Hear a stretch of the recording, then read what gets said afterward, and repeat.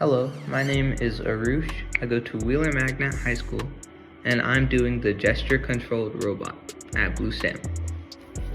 I chose this project because in my school I'm on the robotics team, and I love to code, and this project seemed like a great overall way to express a lot of the skills that I use and want to pursue for my career and college, maybe even in high school. The video will now cut to a demo of my current robot. This is the current state of my gesture-controlled robot. It does not yet have any of the exciting components or modules that make it Bluetooth controlled. But this first week's milestone was just to make sure the chassis was built and that the car can move in all four basic directions, which is forward, backwards, right, and left, as we should all know. The Arduino code is already uploaded to the chip, so the moment it receives power from this battery with the battery clip, it should start giving us a little demo of all the functions it can perform and all the directions it'll go in.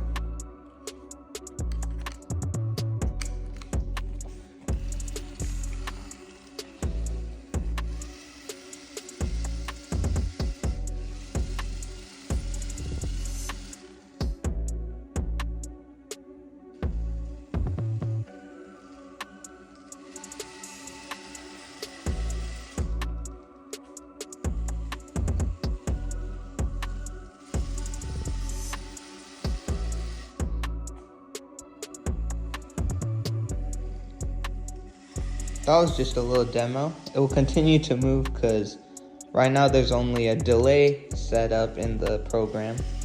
So the moment you unplug the power source, it'll be dormant. And now we can get into the technicalities. The initial reaction of most people seeing this tiny little robot with all these wires would be overloaded with either excitement or panic, depending on the person, of course.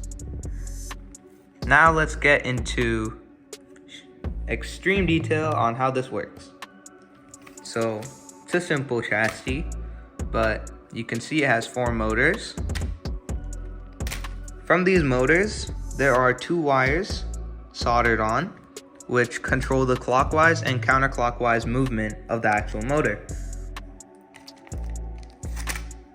These wires are then connected to 2 H bridges, one here and the other right there with the little green stubs. These 2 wires will connect on one side, these 2 wires will connect to the other. So these 4 wires in total correlate to these 2 motors. Those 2 wires through the H bridge correlate with this, while these 2 correlate with the pink and gray, purple and gray, excuse me. Then the middle 2, one is receiving power from the 5-volt pin of the Uno. It's connected to the breadboard, which will then give us power through these 2, one connecting to this breadboard, the other connecting to the other. The other middle pin goes to the ground of the Uno as well. This just gives it power to function. The 2 pins that correlate with the counterclockwise and clockwise movement are then placed on the middle section of the breadboard, which will then use this wire from the breadboard. So these 2 wires, because breadboards are lined horizontally, these 2 wires will correlate to just this wire, and you can see the other rows of similar to this.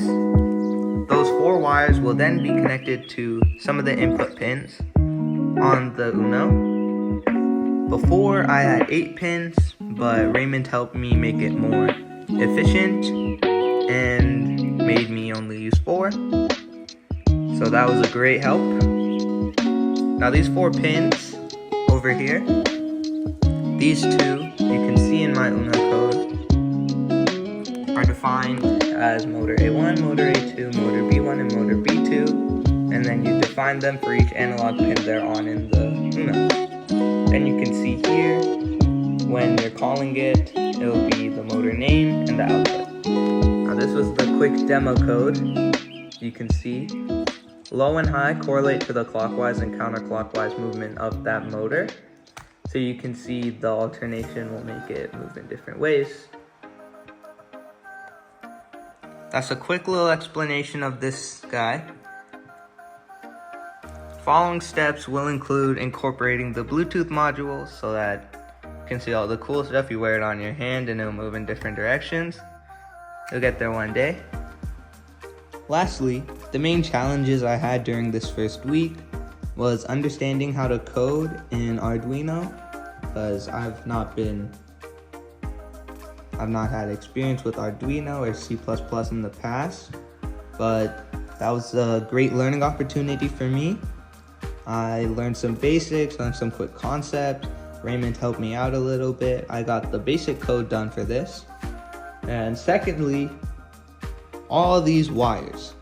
I had never dealt with wires or different connections needed to perform the same function. That was a giant step up for me, and thanks to everyone here at Blue Stamp, I got that through. But those were the main challenges I had in this first week of Blue Stamp, which I loved. And hopefully we can get this project done, install some cool modifications, and make a really cool project during these 3 weeks. Thank you for watching my first Milestone video.